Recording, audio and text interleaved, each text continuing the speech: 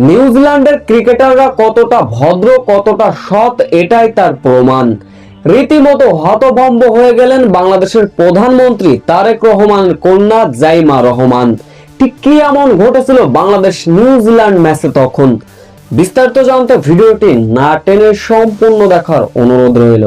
3 match টি-20 সিরিজে প্রথম ম্যাচে দাপটীয়ভাবে জয় পেয়েছিল বাংলাদেশ।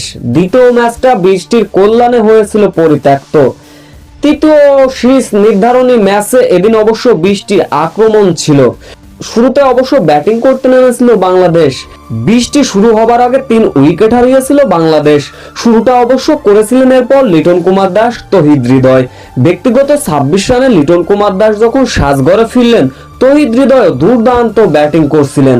এরপর লিটন কুমার দাস, তহিদ হৃদয়ের ব্যাটিং এ ভর করে একের পর এক উইকেট হারিয়েছিল বাংলাদেশ। অর্থাৎ 85 থেকে 102 রানের মতো গুটিয়ে গিয়েছিল বাংলাদেশ। বাংলাদেশ ইনিংসের 12তম ওভারের দ্বিতীয় বলের ঘটনা। ব্যাট করছিলেন মোহাম্মদ সাইফুদ্দিন, কাট শট খেললেন। সেইখানে নিউজিল্যান্ডের এক ক্রিকেটার ফিল্ডিং করছিলেন, ক্যাচটি ধরলেন।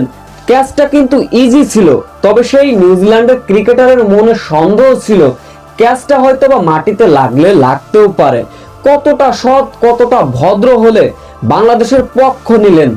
সঙ্গে সঙ্গে তিনি অবশ্য ক্যাচটি ধরে রিভিউ চাইলেন। হয়তোবা ক্যাচ আউট হতেও পারে, আবার নাও পারে, কিন্তু রিভিউতে স্পষ্টভাবে দেখা গেল এটা আউট হয়ে গেলেন বাংলাদেশের ব্যাটার সাইফুদ্দিন। তবে রীতিমতো তার এমন ভদ্র এবং সততায় রীতিমতো প্রশংসায় ভাসছেন গোটা ক্রিকেট বিশ্ব। সত্যি এমন ক্যাচ ধরা নিয়ে যদি বাংলাদেশ পাকিস্তান কিংবা ভারত ম্যাচ হতো, রীতিমতো হয়তো তুল কালাম ঘটে যেত।